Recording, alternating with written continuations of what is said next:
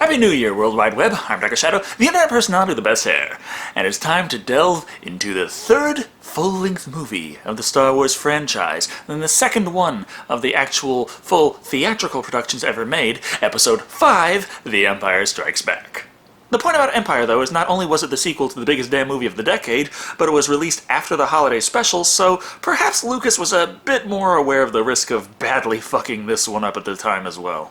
So he avoided studio meddling by just funding the whole goddamn thing himself. Though it still was distributed by 20th Century Fox at first, but I'm pretty sure it's all Disney now anyway. But the point is, he didn't want anyone messing with his vision of Star Wars. That he didn't personally choose to do that very same thing. As working on Episode 4 took quite a lot out of the man, George was still interested in a more hands-off approach to Empire Strikes Back, and as such hired Irvin Kershner to direct this movie. This choice may have changed things a lot more than Lucas intended, as Kershner felt the whole movie needed to spend a lot more time on characterization, and not nearly as long on profound-sounding word salad. As far as I can tell. I mean, there's a lot of legends about this movie and the making of this movie, and experiences during and after and before this movie, and quite a few of them kind of contradict each other, so not exactly 100% on anything here. But I guess the best bet is to just watch Star Wars Episode 5, The Empire Strikes Back, Despecialized Edition, and god damn, I thought GMK had a long title. As is tradition, the movie opens a long time ago in a galaxy far away and shit. Seemed after the events of the first movie, things weren't so hot considering the Empire did know the location of the hidden Rebel base, and while they don't have the Death Star anymore, they still got a fucking Empire. Thus, the Rebels were forced to relocate, scattering across the galaxy to many locations, including a new base on a frozen planet in the Hoth system where Luke Skywalker is residing, likely trying to avoid any memories of the holiday special.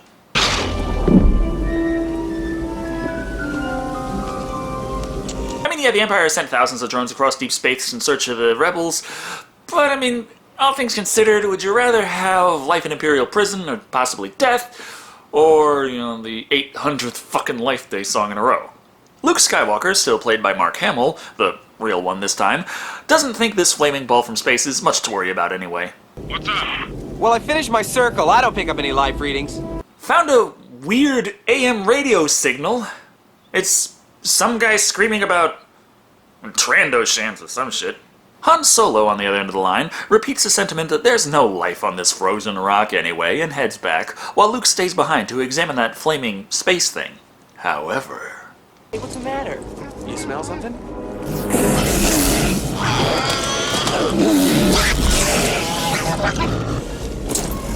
I think it's safe to say their life-form detection array needs a little calibration. Solo, again played by Harrison Ford, doesn't realize there's a problem, so he heads on back to base where we see the Millennium Falcon is evidently falling apart after something happened to it, and Chewbacca, played by Peter Mayhew, is spending all his time trying to fix the thing. As soon as it's ready, Han intends to leave, and in doing so, leave Princess Leia, played by Carrie Fisher, behind. Well, Your Highness, guess this is it. That's right. Don't get all mushy on me. So long, Princess. Awkward.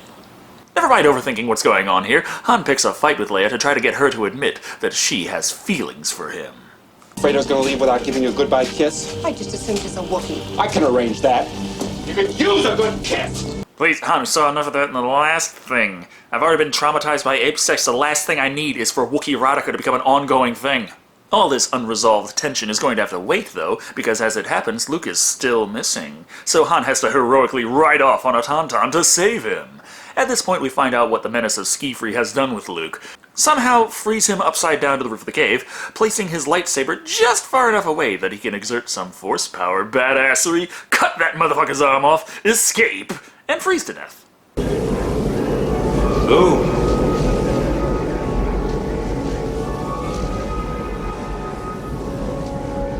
I don't know if death is really that annoying, or if Alec Guinness truly did hate having to come back to reprise the role of Obi-Wan, but it's just a look on his face there is like, really, motherfucker? You escaped the Wampa, and then ran out into the night, not thinking for a minute that maybe the cave was a little warmer than the freezing bitter wind. Storyline-wise, Obi-Wan's ghost shows up to tell Luke that the plot says he goes to the Dagobah system to find Yoda for Jedi training. As luck would have it, Han finds him shortly after, but considering it's so cold his own tauntaun freezes to death, he has to cut the thing open in order to keep Luke warm enough to stay alive long enough for him to build a portable shelter. I thought they smelled bad on the outside. And the hiding in guts method to stay warm is actually based on a legend of Hugh Glass who hunted a bear and then there was a sudden blizzard and that's evidently what he did in order to stay alive. It's a decent enough legend to fall back on. I mean, hell, it's what finally got DiCaprio an Oscar. The point is Luke survived, suffering only a few scars. Some legends say this whole scene was made to account for the scars he got from a motorcycle accident. Others say that that's just a legend and his scars were healed. Anyway, personally I think that's one of the least interesting bits of trivia I learned while researching this movie for the review. Well, I guess you don't know everything about women yet.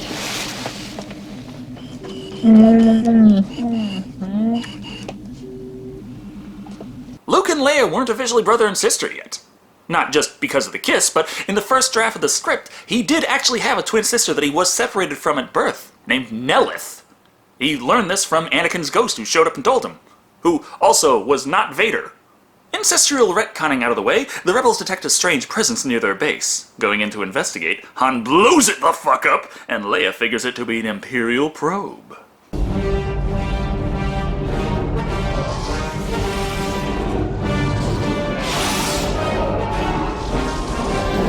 Introducing the world to the badass Imperial March and the Superstar Destroyer Executor.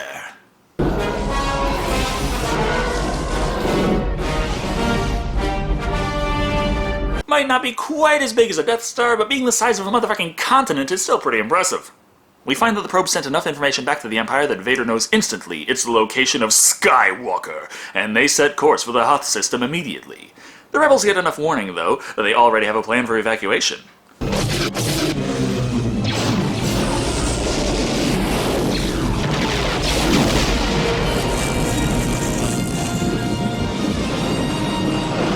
Knock the Imperials out with ion cannons and just leave. I mean, it helps that the Empire doesn't feel like spending more than 5% of its entire fleet to actually try to stop them at any given time.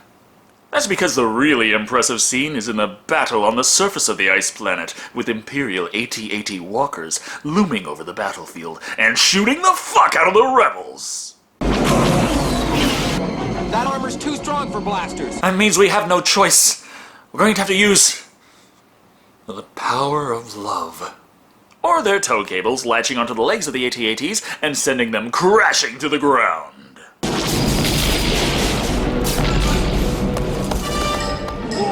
That got him. But didn't they say their armor was too thick for blasters? You see, when they fell down, it kinda damaged their armor, making it weak enough for blasters. Also, they hit him in the neck, which is the thinnest part and weak enough for blasters to strike through. Then why didn't they just shoot him in the fucking neck to begin with?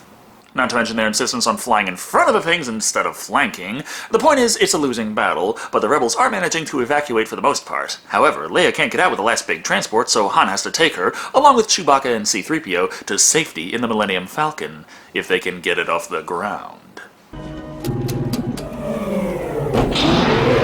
This bucket of bolts is never going to get us past that blockade. I gotta hand it to the movie, the Millennium Falcon was always supposed to be a piece of shit, but with enough features that it was actually pretty damn awesome in the hands of a good pilot.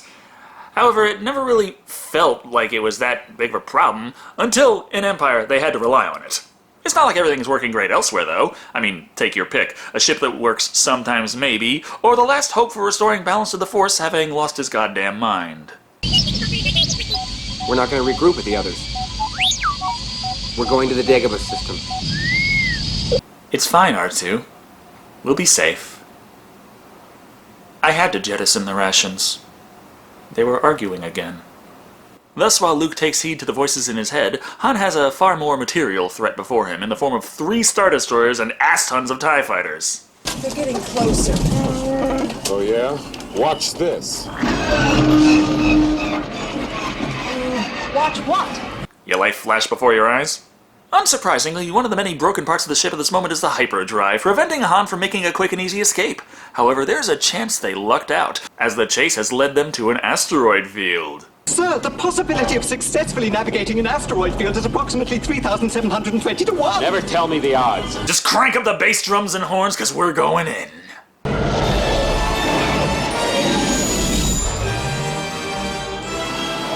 This stunt takes care of their pursuers with little difficulty. Impressive, considering TIE fighters are renowned for their maneuverability. Seems the pilots simply have a hard time with spatial awareness. Still, trying to outrun the Empire is hopeless with a damaged hyperdrive, so Han decides to hide out inside one of the larger asteroids for the time being. While they hang out there, we suddenly jump back to Luke as he lands on the planet in the Dagobah system. Sort of.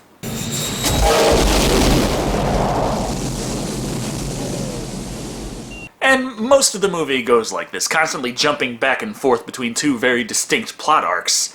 And it works out for storytelling, but it does make it a bit more of a pain in the ass to do the whole spoil everything in your review style of review. So Vader's asteroid problem and gropey McSolo hands aside, Luke is having a difficult time adjusting to life alone in a swamp. No civilization, no way to leave with his ship stuck in the bog, and sure to die a slow, painful death of starvation or disease. I don't know. I feel like what? Like we're being watched. Oh, hey, put your weapon. I mean you no harm. But on the plus side, along with snakes and tentacle monsters, this planet is inhabited by the odd Muppet. While nosy, rude, and stinky, the little green alien could prove useful for Luke's quest. I'm looking for a Jedi Master. Jedi Master? Yoda. You seek Yoda. You know him? You seek not Minch Yoda. Minch Yoda in old script. Now only Yoda. To remember, easier. To say, easier. To market, easier. He says he'll help Luke find Yoda. Later, first he's gotta go eat. Leia and Han have to progress the being trapped in a small space together thing and start making out. C-3PO has to be the biggest cockblock in the galaxy, and Darth Vader has to answer a call on Skype HoloLens from the Emperor himself. What is thy bidding, my master? There is a great disturbance in the Force. Who is not played by Ian McDiarmid. Originally, the Emperor was voiced by Clive Reville and played by a woman, Miss Eaton, under about 5 pounds of makeup. Some say that that's actually chimpanzee eyes superimposed on the Emperor, and it looks like makeup to me. The point of this call is the Emperor is concerned with Luke's potential to actually defeat them, so best to kill him now before he gets strong enough. If he could be turned, he would become a powerful ally. Yes. Yes. And yes, the character originally behaved way differently than what we got years later, but don't worry, I'm here for you, and I've got just the thing for your fix of ham. Stop! Whose stand is it next? Hands up! So the ultimatum is Luke joins the dark side, or they fucking kill him. Luke, however, is busy screaming at his new friend about how eating is wasting precious time that he could be using to just bring him to Master Yoda already. I cannot teach him. The boy has no patience. He will learn patience. Jeez, Kenobi, I can see why you weren't the one to raise Luke while you were both in hiding. Hey, he's running around without any pants. He will learn to wear pants. Surprising no one 37 years on, the little green man is Yoda, played by Frank Oz of Muppets and Sesame Street fame. He figures Luke is too hot-headed to become a Jedi, and Luke seems intent on proving him right. I'm not afraid. Yeah. You will be. Always everyone so cocky after training telekinesis, after training mind trick. Yet when time comes for Sarlacc wisdom tooth removal, soil themselves they always do. Which comes later, so we have to jump back to the asteroid field where Leia is still stuck, bored as fuck until a creature suddenly attacks the ship. Investigating with the aid of oxygen masks, despite the fact that in the harsh, cold, radioactive dead of space, lack of oxygen is the least of their problems, they discover the issue to be Minox, chewing on the power cables. This discovery leads to a much more important revelation, though, and they must escape. We're doomed. The cave is collapsing. This is no cave. What?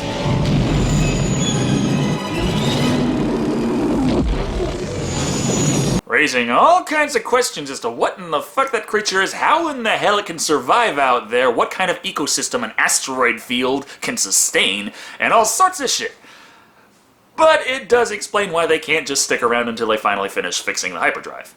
Of course, there's still the slight problem of the Empire right outside, who have now gone so far as to bring in bounty hunters, because if an entire army can't catch them, surely 5 or so space cowboys will do the job. Later, first we gotta go watch Han and company fail yet again to jump to light speed, and then decide their best bet is just go straight at the motherfuckers. Track them. They may come around for another pass. Captain Nita, the ship no longer appears on our scopes. They can't anticipate it. You're in a universe with giant asteroids, snakes, hyperspace travel, and oh yeah, you take your orders from a fucking space wizard. What the fuck do you mean, can't? While the Empire can't figure out what the fuck happened, Luke is practicing his magical powers. Unfortunately, his continuously sinking X-Wing distracts him, so Yoda tells him, no problem, just use your same telekinetic powers to pick it up, which he fails to do, bitching and moaning the whole time that such a thing is impossible. So Yoda says fuck it, and shows him up by doing it his goddamn self. I don't believe it. That is why you fail. Luke, you do realize at this point you've heard Kenobi advising you from beyond the grave, seen his blue ghostly ass walking around and, oh yeah, destroyed the motherfucking Death Star using the Force. There's a fine line between skepticism and butt-fucking stupidity here. Stupidity like that of the Empire, who, while figuring they should check all possible destinations on the last known trajectory of the Millennium Falcon, forget to check if they maybe just so happen to land on the other side of the ship. Han figures while they dump the garbage, they can just detach and float off with it, while the Empire takes their fleet into hyperspace. It also seems one of the few places they can reach on basic thrusters is Cloud City, run by Han's old buddy, Lando. Seems as good a destination as any.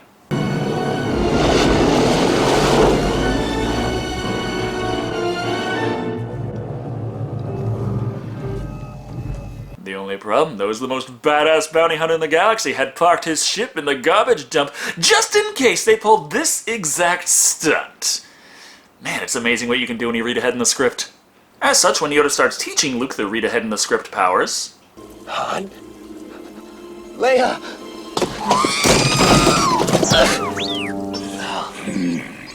Great idea. The guy needs to learn patience, so first let's teach him how to look into the future. As it happens, a terrible fate awaits Han and Leia upon reaching Cloud City, which they do in short order, introducing us all to Han's old buddy, Lando Calrissian. How you doing, you old pirate? So good to see you! Played by Billy D. Williams, who was originally considered for the role of Han Solo, but, while they thought that, maybe Han could have been a robot or a dwarf or some green-skinned, 12-eyed monstrosity, making him black was... kinda out there.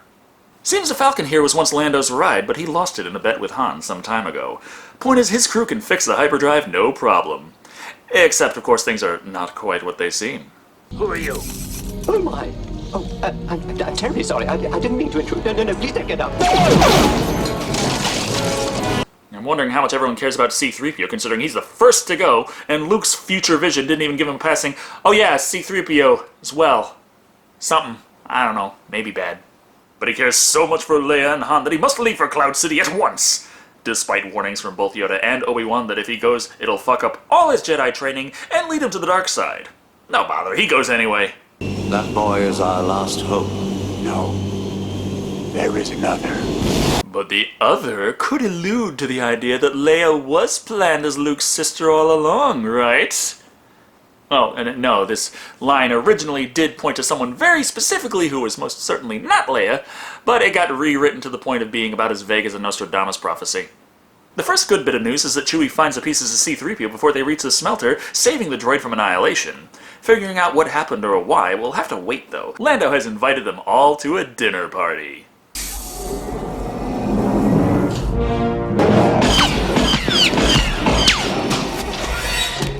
We would be honored if you would join us. I had no choice. They arrived right before you did. Some say there's no way the Empire could have arrived first because they were following him here. Ignoring the fact that Han's hyperdrive was busted and he had very limited options of where the hell he could be going, and both Boba Fett and all the Imperial fleet had functioning hyperdrives. Thus we find out that C-3PO was shot to pieces for walking into a surprise stormtrooper party, and Vader's deal with Lando was Han for his city's immunity from the Empire, which has already changed to Han going with Boba Fett while Chewie and Leia remain in the city under permanent house arrest. All this just to set a trap for Luke to walk in and be captured by the Empire, frozen in carbonite, for his journey. We only use this facility for carbon freezing. You put him in there, it might kill him. I do not want the Emperor's prize damaged. We will test it on Captain Solo. Do you always test your supervillain schemes on characters with plot armor? It might skew the results. With that, it's time for the big freeze. Leia and Han kiss, she says she loves him, he's like, aight, and then boom, frozen in carbonite. And surprising no one's still alive. This means he's in perfect shape for Boba Fett to haul back to Jabba for his bounty. Take the princess and the Wookiee to my ship. You said they'd be left in the city under my supervision. I am altering the deal. Pray I don't alter it any further. You can see how truly evil Vader is. He's the first one to come up with the end-user license agreement.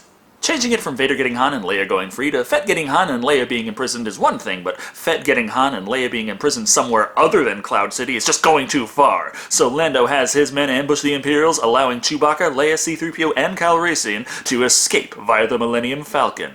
At the same time, Luke has finally reached Cloud City and faces off against Darth Vader in one-on-one combat. Considering Darth Vader is a Sith Lord and Luke is an impatient fucknugget who can't even stack boxes without telling his master to fuck off because he's got to go downtown, this goes about as well as you'd expect. It's not so bad. I've had to deal with my share of unruly cats lately. At least it was over quickly. Imagine, Luke, for a moment, if there was a tiny Ewok just latched on your arm and chewing your fingers, you'd probably be screaming a little more than that. But the point is we get to the big, giant, super, oh my god, revelation of the century. Obi-Wan never told you what happened to your father. He told me enough. He told me you killed him. No. I am your father. And fuck the Mandela effect. The line was never, Luke, I am your father. Memory is fallible as hell. I found an old porno I remembered from a while ago. I watched it again. I remembered it wrong. But that doesn't mean that I transferred from the blonde fuck bunny dimension. Occam's razor. Use it. That rant out of the way, Vader points out that Luke can become powerful enough to destroy the Emperor, so if he teams up with him, they can rule the galaxy together. An impressive offer, but Luke decides to drop down into a happy slide, leading to a trapdoor that leads to another happy slide that leads to Horrible Precarious dangling on the underside of the floating city.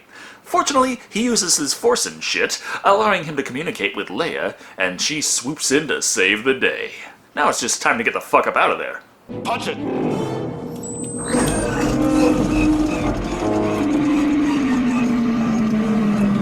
And of course the hyperdrive's still fucked. And that makes sense, the Imperials were there when they were fixing the ship, so why fix it? Did your men deactivate the hyperdrive on the Millennium Falcon? Yes, my lord. Good. Or they fixed it, and then broke it, so that it would be broken after they fixed the broken fix.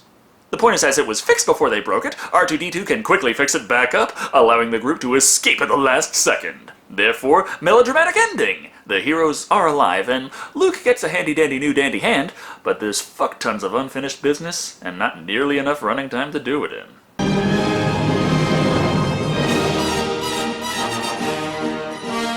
So yeah, it ends on sequel bait and a half, but considering it's the first one they made that they knew for sure, yes, another one is coming after this, it's kinda understandable. But anyway, that was Star Wars Episode 5, The Empire Strikes Back. A sequel so good, George Lucas apologized for its existence. It's true, he was of the opinion that this was the worst of the series, much to the chagrin of the fanbase, many of which consider this to be the best of the series, which changed his mind.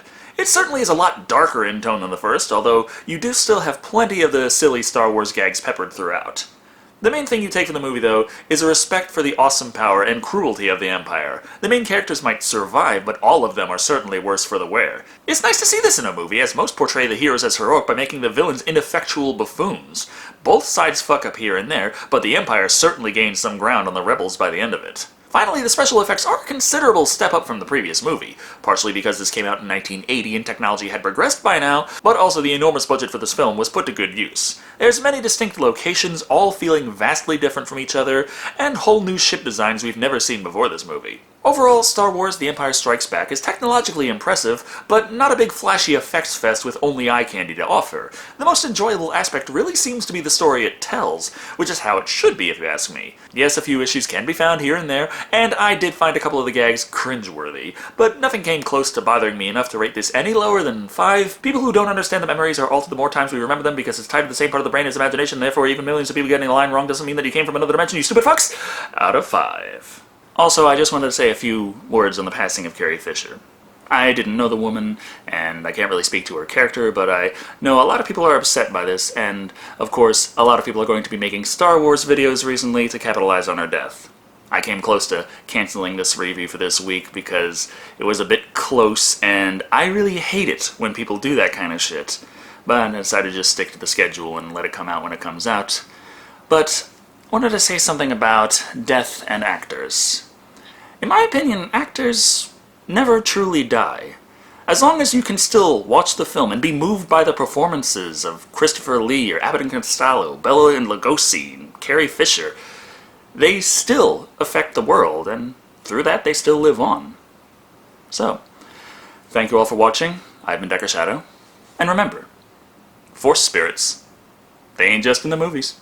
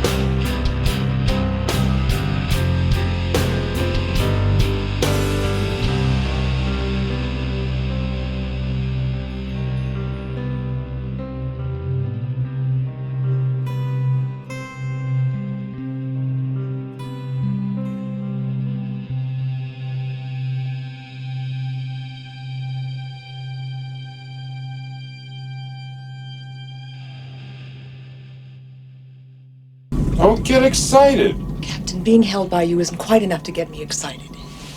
Sorry, sweetheart. I haven't got time for anything else.